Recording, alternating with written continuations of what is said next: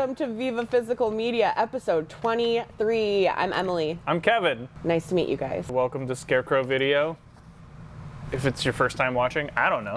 Could be. I hope we have new viewers every time. I think we do. Yeah, I think we have a couple. Let us know if you're new here. Say hey. Say hey, yeah, just like make it like awkward in the comments, so it's like hey.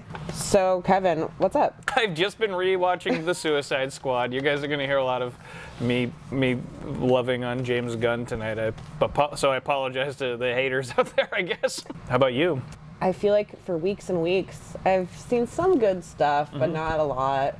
And then this last couple weeks, like since I talked to you guys last, I've seen like a lot of good shit. Yeah. Movies fucking rule. So don't give up if you guys are going through a dry spell and have just been watching kind of mediocre shit. Good movies are around every corner. And hopefully we can direct you to some of those with our episodes. Movies that I'm not talking about today that I really loved. Thief. Michael Mann's. Oh my God. Was that his first movie? one. Yeah. Just gorgeous. Yeah. James Caan in those Lee jeans, baby. And then I saw Night Moves. Gene Hackman, amazing. Melanie Griffith in there as a 16-year-old.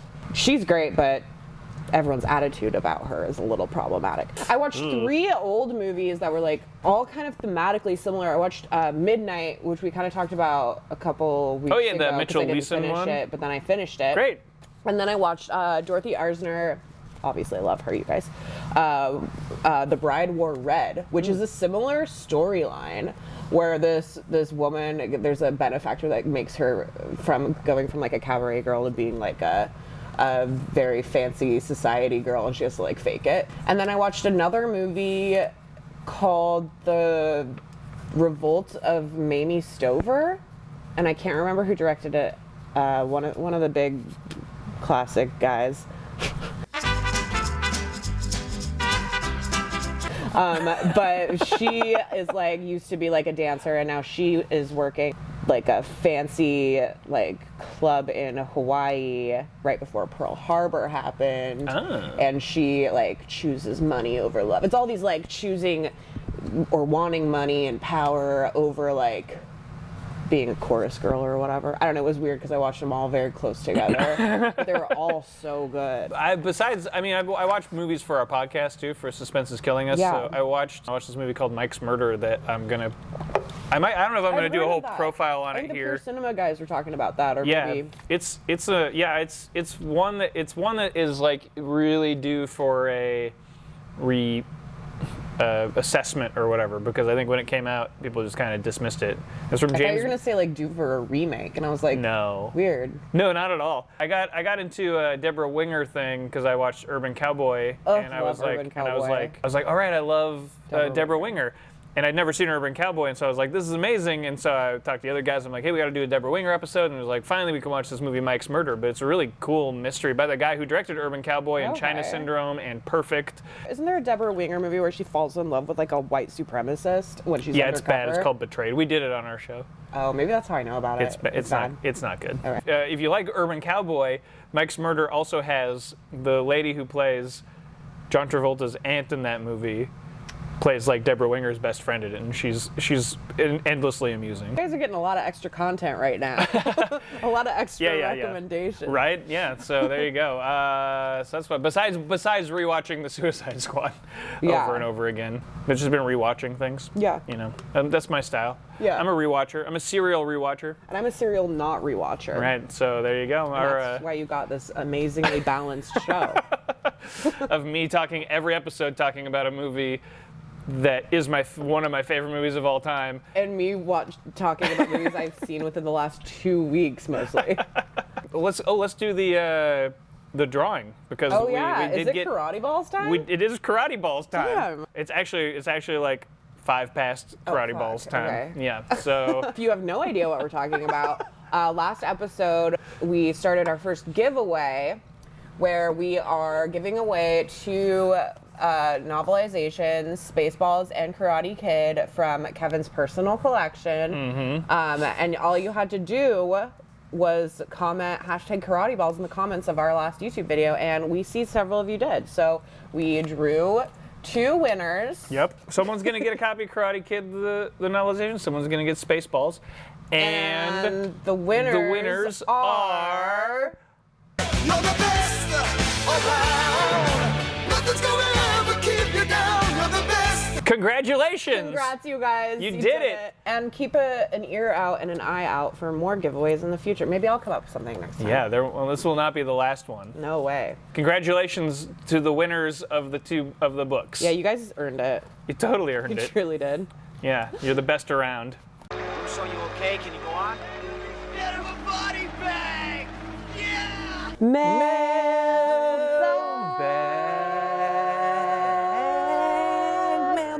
I always try to make it a little different, you know? No, it's good. Welcome to Mailbag. You can email us. Viva@scarecrow.com. Yep. Email us questions, comments, say, hey, what's up? Send us pictures. Particularly what we're looking for, pictures here's what we're of looking your for. dogs dressed as movie characters. Or your dogs watching movies. Or your dogs in the store. If you don't live in Seattle and you live next to a different video store, send us pictures of that. We've been getting some of those, which is really awesome. Mm-hmm. And then you can always ask us for recommendations, ask us any questions about the store or our personal film interests. Do you want to send us just physical mail, 5030 Roosevelt Way, Northeast, Seattle, Washington, 98105? I feel like I almost forgot it. You almost I fucked struggled through that address that I Have you have got had it, though? memorized for 20 years. Oh no, I hope you don't get lost Before- and have to tell a stranger where you live. I got a follow-up email from Ryan who sent us a picture of his adorable dog last time, and I wanted to post a picture of her again.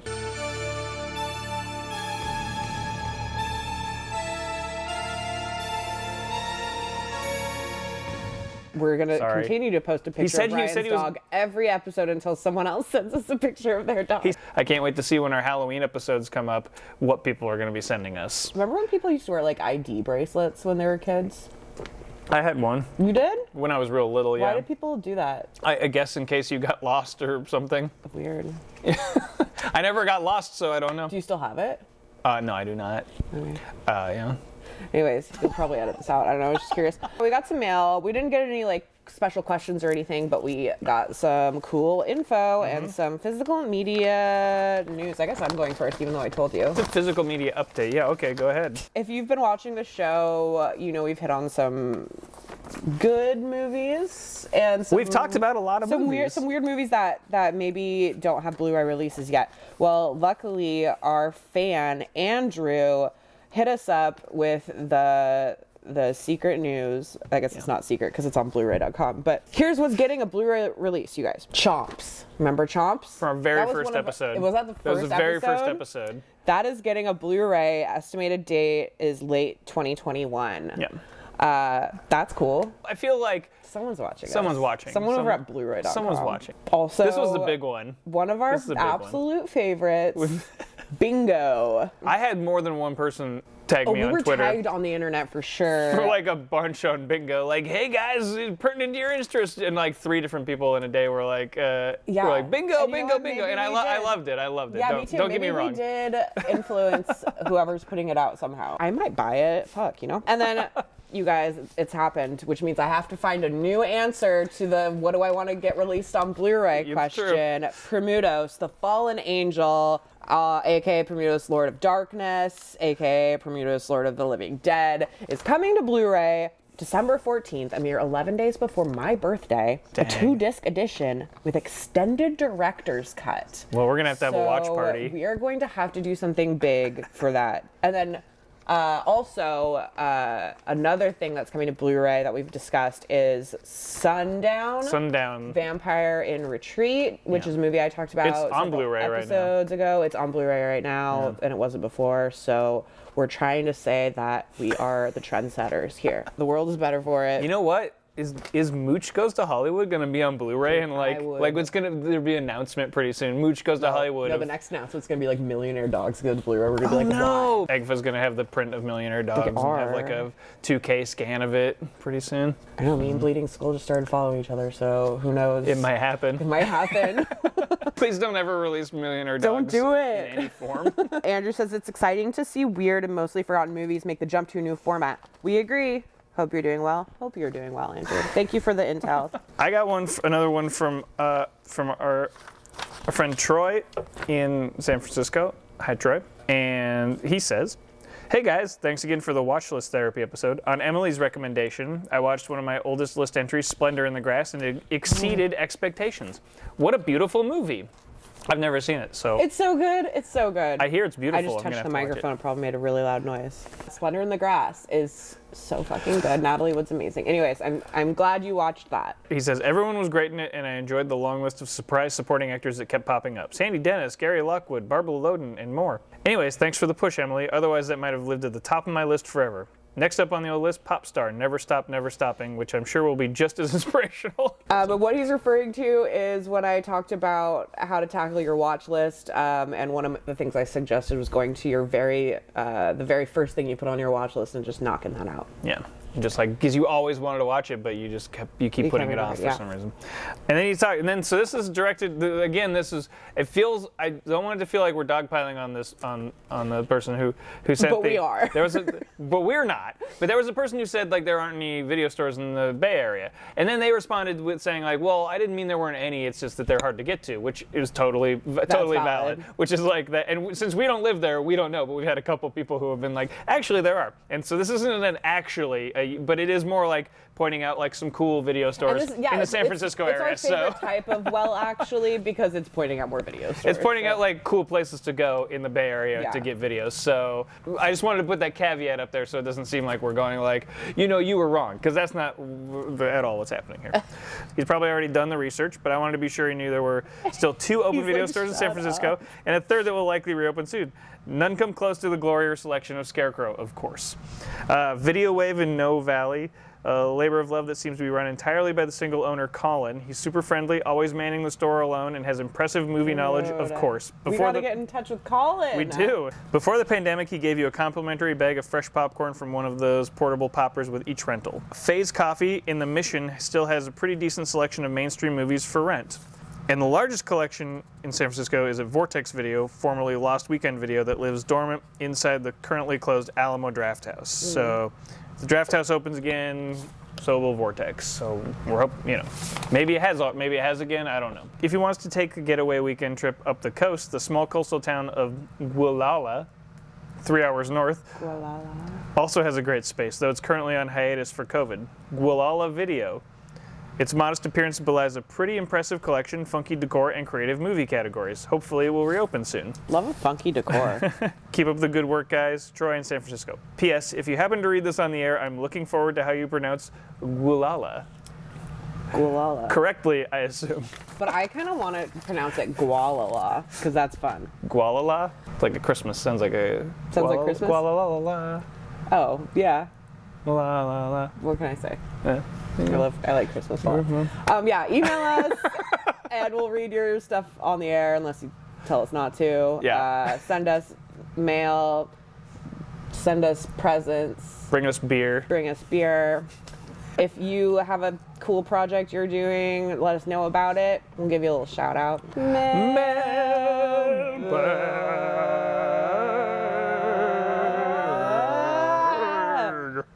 All right. It's time to get into the meat of this episode. Yeah. My first movie, like I said earlier, I'm going to be talking about James Gunn. And so I want to talk about, because I loved the Suicide Squad so much, and I love the Guardians of the Galaxy movies, and I've been a fan of all of his work. I wanted to talk about his first movie that he wrote and to sort of show, like, wow, look how far this guy's come.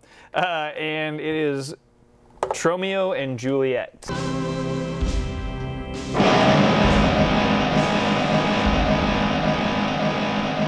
He did this one.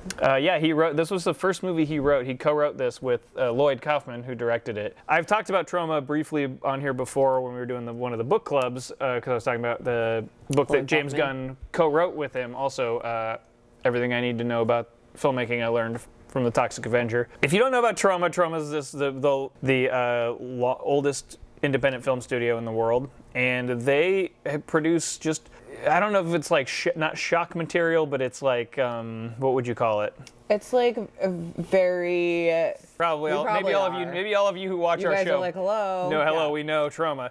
But Tromeo and Juliet was the movie that won me over on Troma, got me really into it, because I think it's actually a good movie, while also having all of the requisite gore and, you know, and random fart noises. I don't think this stuff is perfect, but it is. And it's not for everybody. It is that kind of thing that's like there has to be a place for this kind of stuff. It's sort of the most punk rock like movies, like a hand grenade into the like nice cinema, like, ha, fuck you. And as you get older, you watch it and go like, oh geez, that sort of does offend me now, you know. And I watched this when I was like 20 or whatever, and I was like not bothered by it at all. Certain trauma stuff, I like kind of love that trauma, about it. And then some I really dislike. So I'm always on the fence and like have to be swayed either way. But I admire Lloyd Kaufmann though, and I think he's a great fucking dude. Well, this movie, I guarantee this movie and Lloyd Kaufmann were probably on when I did my resume for Scarecrow 19 years ago.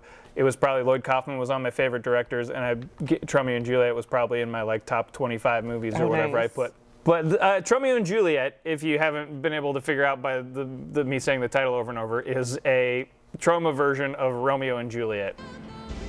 Two households, different as dried plums and pears, in fair Manhattan, where we lay our scene. Two homes adrift in hate for 20 years, a score, awash in sin for long deprived of dreams.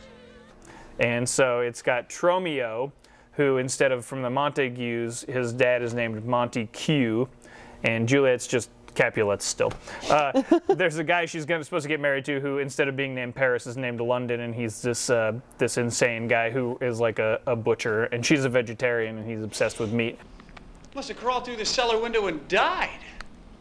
Well, still looks like it could be kind of tasty, though. I don't go back to trauma stuff a lot. I did have my trauma period, and like I do think that trauma is like this great thing to check out for young filmmakers, because I think you can learn a lot just from watching cheap movies and seeing how they were made and going, oh, okay. James Gunn, you know, for example, started with this movie, did some stuff for Troma, started writing bigger movies. Did Slither, which is great. You wrote like Dawn of the Dead, wrote like the Scooby-Doo movies, wrote and directed Slither. Tromeo and Juliet, so it's the story is Romeo and Juliet, these two star-crossed lovers who are from families that hate each other and they can't get married, but with a bunch of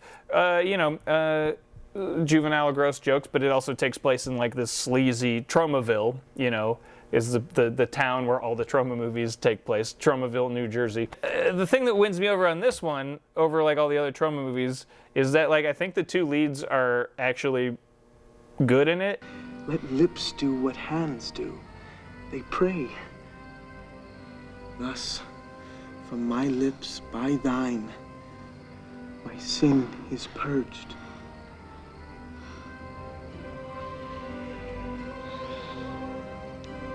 That's what I think that's what like the James Gunn thing coming through, because like all of his movies are pretty much about like sort of losers or fringe freaks or whatever, people who are like underestimated, who actually have more to offer and you end up than you caring think. about them. Right, which is, why I cry every time the fucking raccoon is crying at the end of Guardians of the Galaxy 2 or whatever.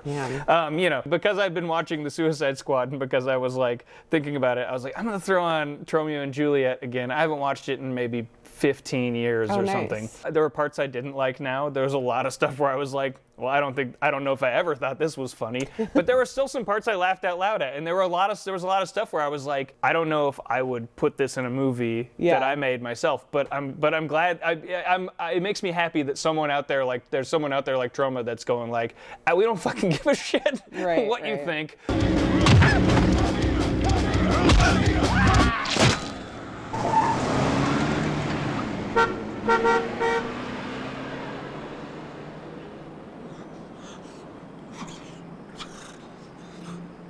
Filmmaking can be what you want it to be. It doesn't have to follow certain rules. Yeah, exactly. And you know what? Fucking maybe offend a bunch of people. Maybe that's what you should do.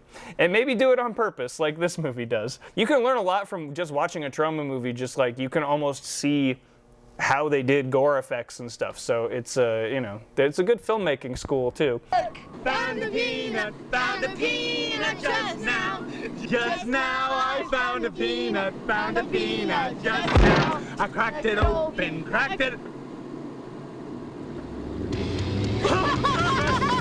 It's not for everybody, but I still have a pretty, like I said, I watched this a couple days ago, and it turns out I still have a pretty good.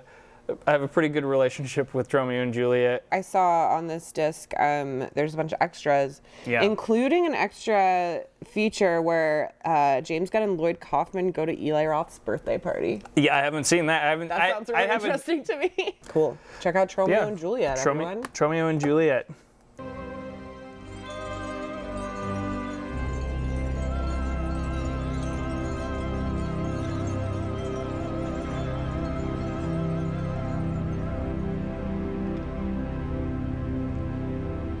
Okay, my movie is The Flamboyant Failure. Yeah. One from the Heart.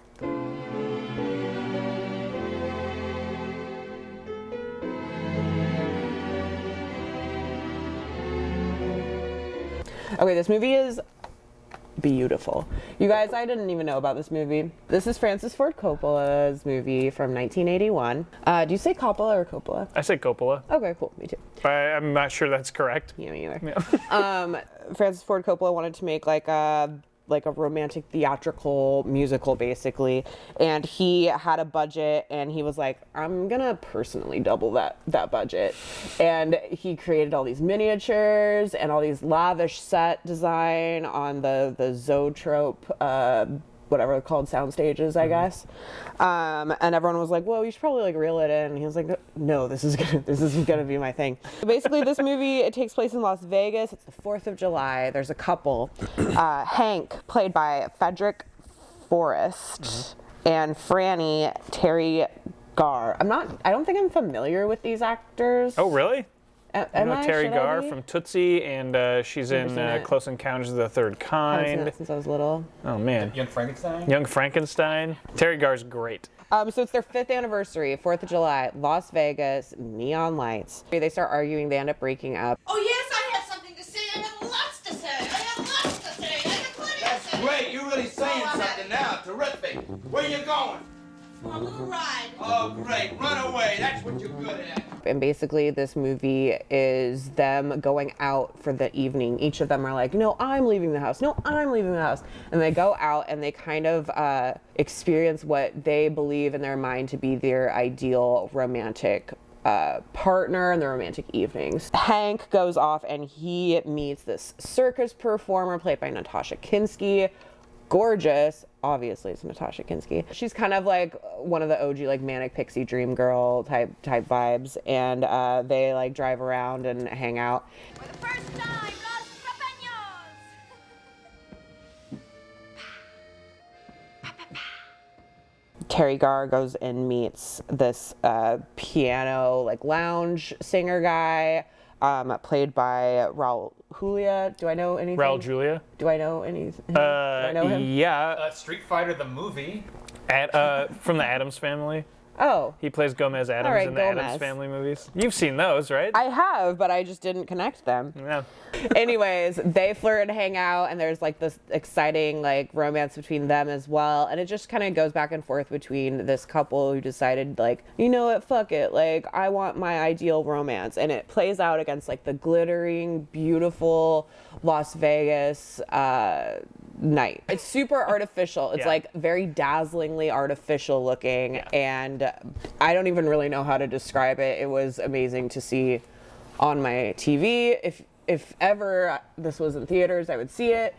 Soundtrack by Crystal Gale and Tom Waits for like a really like moody, romantic, like kind of drunk sound. You know Tom Waits, and maybe you know Crystal Gale. I didn't before this, but like a dream, but now those dreams belong to someone else. Now they're talk in their sleep in a drawer where I keep. all of this, I believe, does a really good job at reflecting the artificiality of what you think of when you think of My Perfect Romance, and it juxtaposes against the companionship that they had and what they're leaving behind and the reality of the world. This was a big box office failure. It bombed. Like, there was a $26 million budget that they had, which was originally like $13 million, and then Coppola's like, let's double that.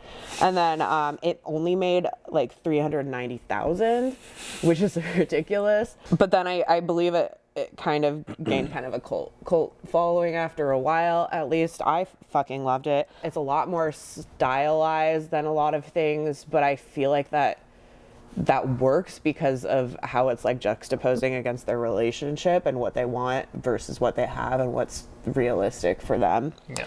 Also Las Vegas, you know, there comes a whole bit of artificiality with that as well. This was the first of like all the good movies that I started watching after this. So I watched this and I was like, oh my God, finally, like a good movie that I'm like in love with. I wanted to like screenshot every image from it, and I wished I had seen this in a theater somewhere. We might have to like make this happen at like Beacon or Arc Lodge or something. Ooh, we should, yeah, definitely. Because I think it works. I think it works really well, and I'm a fan. Around the same time, Scorsese did his musical in a similar fashion, New York, New York, which I've never which seen. I don't like.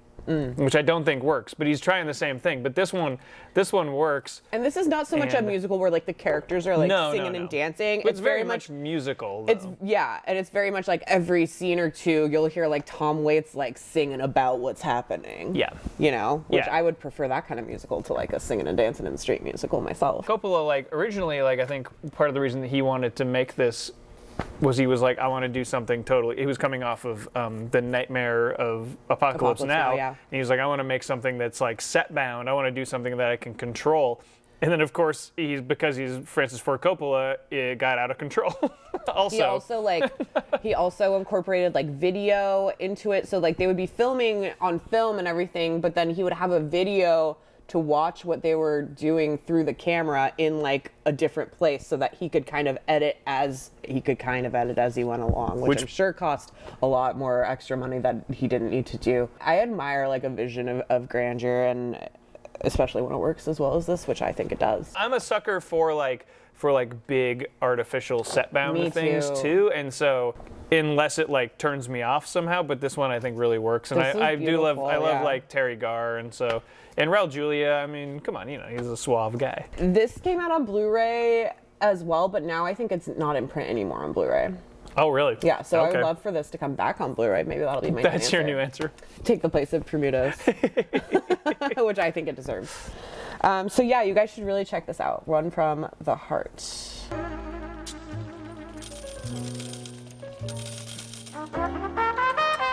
The movie that I'm about to talk about now is called The Hit.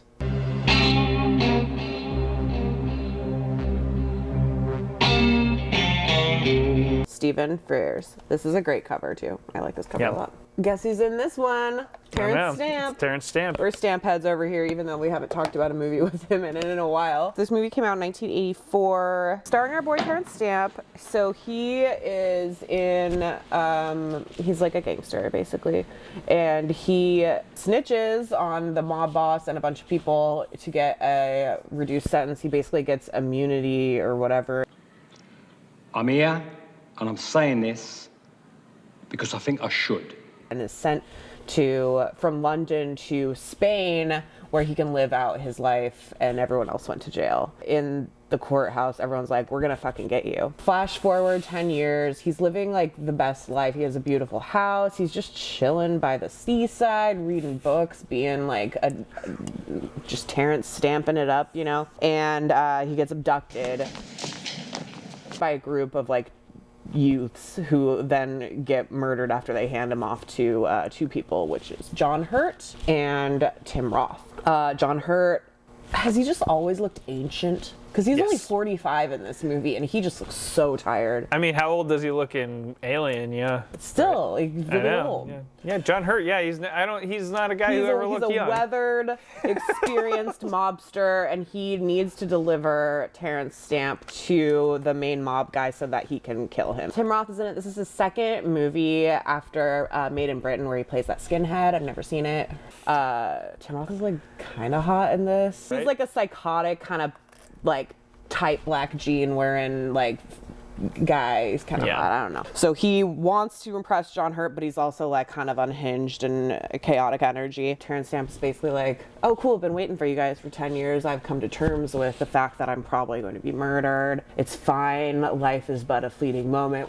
He's like all this philosophical stuff. He's like, we're going to transcend. It's just going to be a different thing when I'm dead. So yeah, I'll go with you guys to Paris where you have to deliver me. They stop at a different mob guy's house that's supposed to be vacant, but it turns out there's some guy there with his girlfriend. They take the girlfriend hostage, they kill the guy. The girlfriend is played by Laura de Sol, who is a Spanish dancer and actress. She's a professional dancer, and she's an actress. She was in like Carmen and a couple other movies. They take her hostage. Her and Tim Roth have a thing. Jesus, I'm horny. But she hates John Hurt, and John Hurt the whole time is like really like silent, stoic, and kind of mean. But this whole time Terrence Stamp is kind of like stirring the pot. I wouldn't worry. I ain't worried. I mean, he needs you to drive and to watch me.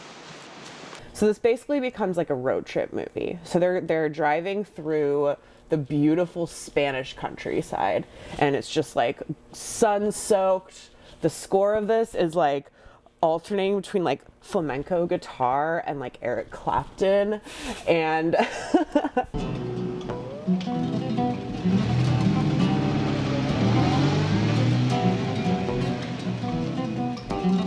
Terrence Stamp is stirring the pot, talking to Tim Roth and being like, you got to do things your way. Like, you need to make sure this job goes right. This is your first job. Like, you're young. You got to make sure, blah, blah, blah. And he's talking to John Hurt, and he's like, don't let this kid tell you what to do, blah, blah, blah. And then in the background, he's also like, I don't care if I die. I'm very happy. Like, this is a jolly ride. Like, we're all friends here. And they kind of all get to know each other, and there's this weird, like, talking about, like, power imbalances, and they're all kind of starting to muse on life and love and death. I really like this movie, and I've discovered, like, one of my favorite subgenres is like a crime, like hangout movie, like combo. Oh yeah. Not necessarily like paced like slow, like unbearably slow, but not necessarily focusing on the action or violence, but more about like how these guys are viewing their lives and like their decisions and stuff. So I think that this is a really good example of that. They're in a car almost the entire time. They're just like talking about things and encountering different issues that come up, but they're still trying to do their job, and they're all very different people. And it kind of also made me think of how much I like Thief. Now it was also like a similar vibe of like, yes, there's like violence and action, but it's a lot of more the inner workings and turmoil of this person put in this position to begin with, or who put themselves in this position to begin with. Good movie. That's it. Check it out. Right, a lot better in the first quarter, but you can never underestimate Carlton because there's so. Okay, well, here we are. We finally made it to our dog movie portion of the show. Yeah. And it was my choice, and I am sorry, because we are talking about The Dogfather. 2010, Richard Boddington is what I wrote down. Is that who directed it? Who also directed other animal movies such as Hero Dog and Elephant's Journey. If this movie is any indication, he made those animals in that movie seem awful also. So movie stars Chris Parnell, who I knew was a famous comedian, and I couldn't place where I really knew him from. Do you want to know the top two things in my brain are for Chris Parnell? Okay. You're not going to guess him. It's not 30 Rock? No. Or Saturday Night Live? No. Oh, I guess it could be considered Saturday Night Live. The Lonely Island Boys sketch, Lazy Sunday.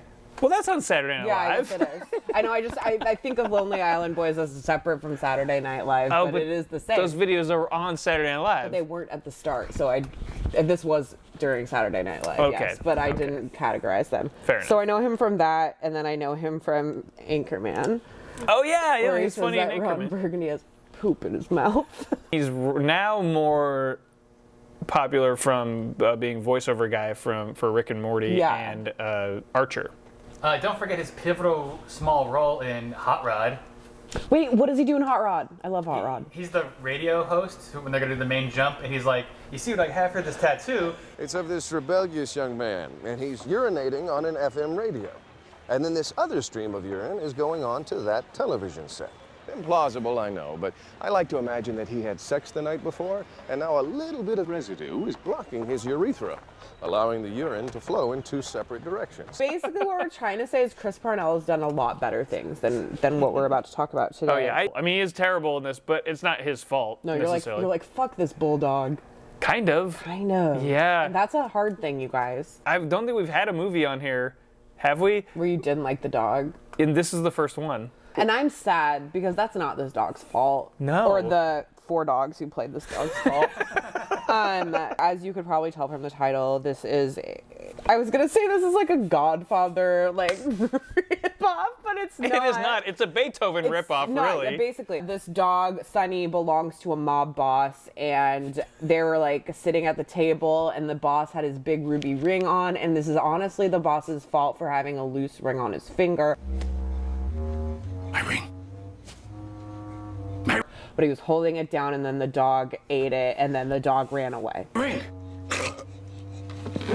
Sonny, I never thought it would be you who would turn on me. You know how much that ring means to me. The dog eats the ring, and then the mob boss, who was, first of all... says you're not part of the family anymore. Yeah, and the mob boss... He's doing his best Brando. Brando. I was confused about this whole meeting at the beginning, too, because as a fan of mob movies and The Sopranos, as we've talked about before, it seems like he's being made at the beginning. He's being made into the mob boss? But he is the Don.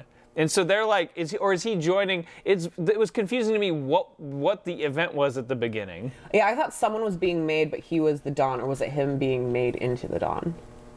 That's what I don't know. How that happens? Yeah, this movie, it was he had a confusing goblet and of dumb. cannolis. And he had a fucking giant ring. And also this movie is very much making fun of Italian people throughout the whole movie. And this dog eats the ring and he's like, where's my ring? You're no longer part of the family. And this is all filmed with this dumb chiaroscuro lighting, very much speaking of Coppola. Honestly, the Don's fault for wearing a loose-fitting ring, to be honest, is what I wrote in my notes. I can't believe you used the term chiaroscuro lighting when we're talking about the fucking Dogfather. I mean, that's what he was going for, is what I'm saying. He was trying to mimic the stylistic... I know. You know what I mean. They have to find this dog because he has the ruby ring that's been in the Don's family for decades. And then we flash forward to being introduced to this family, and we're introduced to this family... at the doctor's because this kid is being told they have a heart disease. I love to be introduced to a main character as they're getting diagnosed with a weak heart, you know? And if this kid is the main character, he's lame. I want to punch this kid in the face. He's real lame. He's a loser. It's nothing serious, is it? Well, he has a weak heart. Is he gonna be all right? I mean, he has to be all right. He's not gonna... Hey, Christine. He's a real loser, and I'm sorry. But the family is this lame kid, Chris Parnell, and this wife who hates him. They shouldn't be together. They're like, how are we gonna make our son feel happy because he's not allowed to do sports? So we're gonna adopt. And then Chris Parnell's like, yeah, let's adopt him a dog. Dad, what about this one? Really? That one? The kid chooses Sonny, and then Chris Parnell's like, that's an ugly dog. That's an ugly dog. I don't know how to do his voice. You know what I mean? That's an ugly dog. That's an ugly dog. That's an ugly dog. There's a reason why I'm not a high-paid voice actor. You know, the kid loves him. The kid loves Sonny. Sonny loves the kid. They play. You know who doesn't love Sonny? Chris Parnell. Parnell hates him. He hates him. He says at one point that he hates him. And here's the thing about the movie is that he's not wrong to hate this dog sometimes. But also he thinks the dog's replacing him as husband almost. There's that one weird that's scene. Weird. Right when they get home, he's carrying a whole bunch of stuff, and then the dog knocks him over. And all the toys fall on him. And all the toys and the dog food and stuff falls on him, and the dog's eating the dog food, and then the mom is like, please. Sorry, honey, Brad Pitt's on the Ellen Show. Look, nobody in this movie is right because it's And then terrible. there's this one scene where he's like jealous of the dog, and he looks over and like Sonny, like his wife is like kissing Sonny, not like kissing him, but like giving him a smooch because he's a cute dog. But it's like how a come weird. this dog is taking over my life? Yeah, he like is sitting at the dinner table. They like feed him spaghetti, and then like at one point they have the plate of spaghetti in front of the dog, and then the lady's like, He sure likes Italian.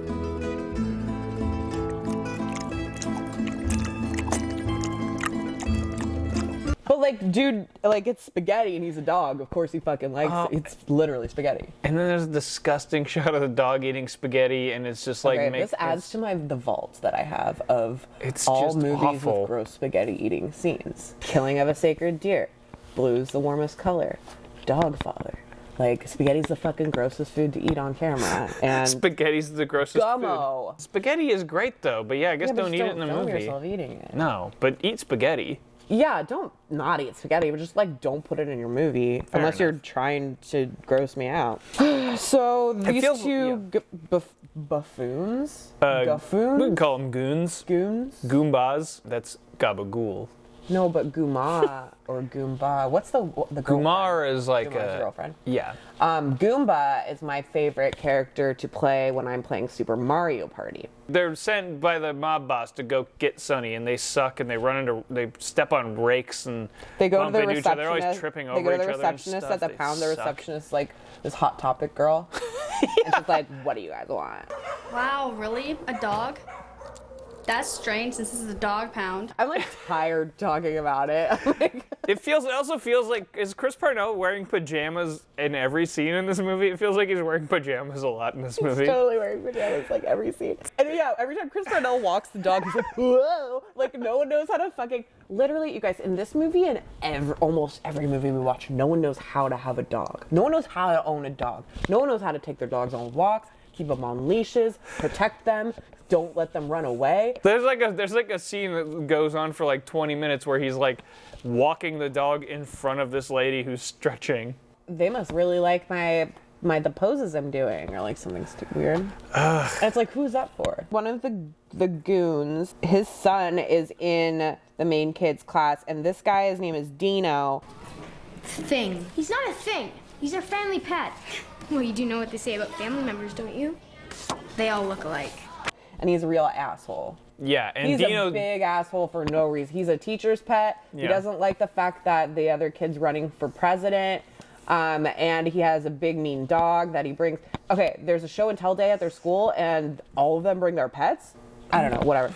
Main kid brings Sonny, and there's a whole altercation there. I honestly, I was having trouble paying attention to this movie. There's also this romance subplot between the main kid and this girl whose mom works at Nerf. They go and they play like tag with a bunch of Nerf guns. They got Nerf guns. And then like he loses one of the darts, and he's like, "Oh my god, I'm sorry." And she's like, "Don't worry, I got tons. My mom works there." And then they like never mention it again. So it's like her mom works for Nerf, I guess. It ends up being a thing in the climax too with all the Nerf guns. Chris Parnell has like a big presentation to give because he's got job stuff and he's like a designer, architect or something. Also, there's a part where the dog like stands up and pees into the toilet like a person, weird. Yeah. and it's gross.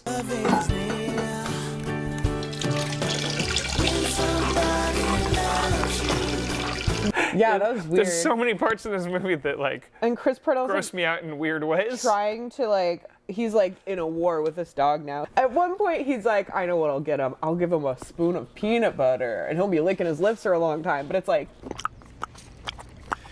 I figure you should be done licking that from your mouth by this time next year. that's not a punishment for a dog. No. They're stoked about that. So Chris Parnell was like shitting with the door open that one time.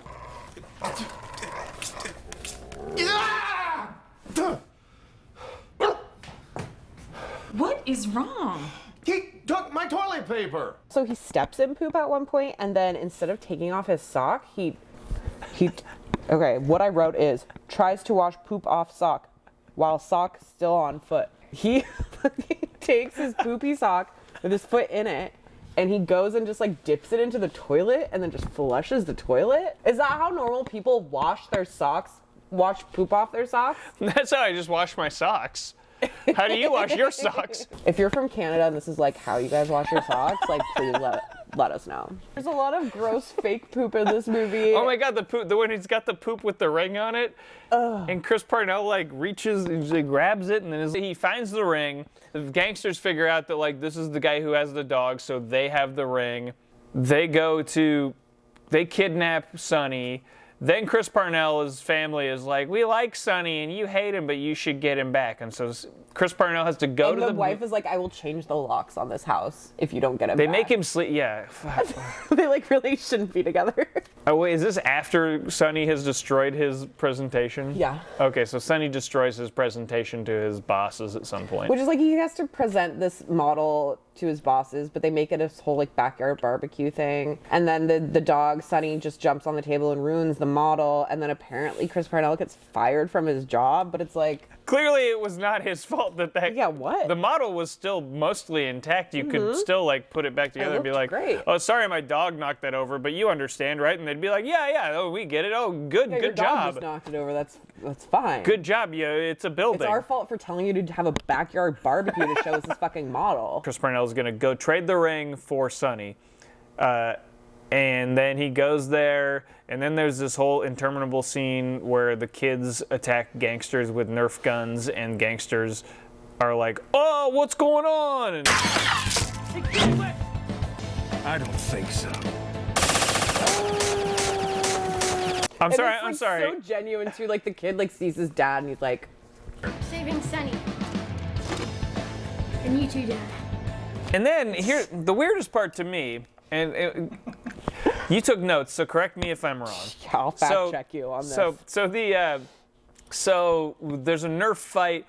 The cops end up showing up and arresting the gangsters because they were looking for them, I guess. Why did the gangsters get arrested at the end? Okay. I also thought about this. Did the gangsters were there some other crimes in the middle of the movie that they did? This is what happens. The guy who arrests the main guy goes, big boss crime syndicate taken down by local police, police. No, he said taken down by kids. Oh, well, basically, what I thought was that they were trying to find this mafia guy for a long time, and they didn't know where he was until this happened. Okay, that's when they were taking him down. There's no other reason that he would be arrested. Right, because he was being hit by Nerf guns. That's what I'm saying. Is that but also they didn't do anything wrong. Like he was literally. For the past, I think they were just an organized crime unit that these police officers were trying to take down, but they couldn't do it until these kids hit them with Nerf guns. So it's like a RICO case or something? I don't know. What are the charges?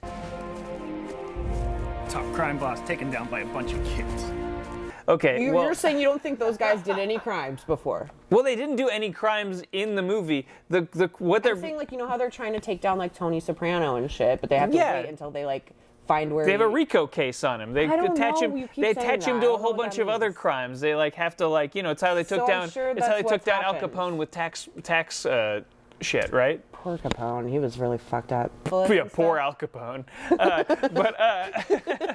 But no, what I'm saying is probably there's this whole other story where the police officers are looking for their big break. Maybe, okay. And they needed these kids, and the kid's mom worked at Nerf. It all worked out. At any rate, the movie didn't articulate that. And when they get arrested at the end, it's like they essentially, if you're watching the movie and going only based on the information given to you, these guys have been arrested for going after the dog that was actually that guy's dog. And his ring, which was his ring. And so wait, should Chris Parnell be arrested? Chris Parnell should really be the one who's arrested. It would have been so funny if it ended with Parnell in jail. And the kids too, because I think they... Blah, blah, blah. Guess I'm in jail now, blah. Is that a good one? That was great. And the kids should be arrested for like trespassing and shooting innocent people with Nerf guns for too long. Then there's the extra ending where Chris Parnell has started his own firm, which he always wanted to do. And he leaves his house and then is like, I'm gonna go to work. And everybody's like, bye. And then he walks around the house and goes back inside. I hated it so much. And she's like, welcome to work. And it's called like Doggone Productions or Doggone Architecture or Wag the Tail Buildings or some bullshit. I love because he likes dogs now. It ends in the worst way. That's not even the worst bad ending of this. It ends with a close-up of Sonny. with his mouth moving. This whole movie, he hasn't talked, which, God, thank God. But this ended with him talking, with his mouth like CGI moving and some guy's voice coming out. Gabe. Pardon me? The name is Gabe, okay? Get it right. Sonny's the movie name. And another thing, I'm not just a dog. I'm an actor, too. They were like, how do I make this, like, even worse? And that goes on for, like, way too long. And it's not even a post-credit scene. This is before the movie officially ends. And it's not even that long. Is there anything you enjoyed while filming? Of course. Lunchtime.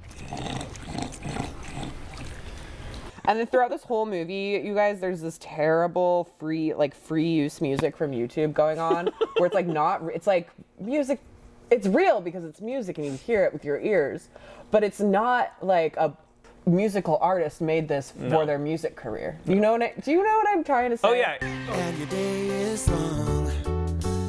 Then you remember the reason that you're here. Celebrate the fact.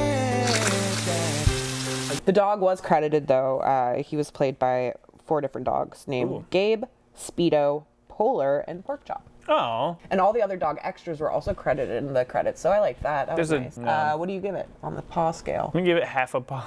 I'm also going to give it half a paw, and not the one with the ring on it either. Half a poop-covered paw. Half a poop-covered paw. We're going to watch a better movie next time. We're going to for sure watch a better movie. Get out of here. Get out of here. We refuse your offer, Dogfather. We didn't, actually, and we were all the worst for it. We couldn't refuse We're all the worst for it. We're going to watch a movie that I loved growing up. And I also remember loving it when I grew up. Yeah, I think I remember seeing this in the theater, and it is Benji the Hunted. Don't miss this exciting adventure, this moving story of love and courage. Catch the world television premiere of Benji the Hunted, only on the Disney Channel. Stay tuned. Stay tuned for next time when we do a much better movie. Yeah, Jesus. We're wrapping this shit up. There's no more movies in this bucket, just stickers that we have yet to put on this thing, that we should do that soon. There ain't no Dogfathers in there, nothing. No Dogfathers, no nothing. Thank you guys for watching. This is episode 23 in the bag. Share this with people you know who like movies or who are in Seattle and have been to Scarecrow. Like, subscribe to our YouTube, comment. We have our links to our Letterboxd accounts, and there's a list on there of all the movies we've talked about. Scarecrow just made our goal. For Scarecrow 2.1. For 2.1. We just made our fundraising goal. So thank you guys if you were involved or if you donated anything. We are always taking donations and help, etc. So I mean, don't stop. We're still a nonprofit. So like we're always taking, but I mean our fundraiser ended, but like we always are taking. Yes. So like thank you, but like please continue. Thank you, but give us more. Email us at viva@scarecrow.com. If you're in the Seattle area, come visit our store. Check out our Fart House. We haven't done a new one in a while, but there should be some. Check out Scarecrow Radio, our podcast. Check out Soundtrack Cinema with Mark Steiner. And if you live a little further out, we have a rent by mail program, so you can still take advantage of our vast library. And Scarecrow 2.1 is to help upgrade our like infrastructure and stuff to our whole, point of sale system. So hopefully the rent by mail program will become even easier to use in the future. Our 1-year anniversary is coming up in October, so we're gonna figure out something fun. We'll have a cake or something. Anyway, we're gonna throw a rager, and you guys are all invited. After dark. That's Scarecrow for sure. After dark in the building. But yeah, as always, Viva Physical Media. Viva Physical Media.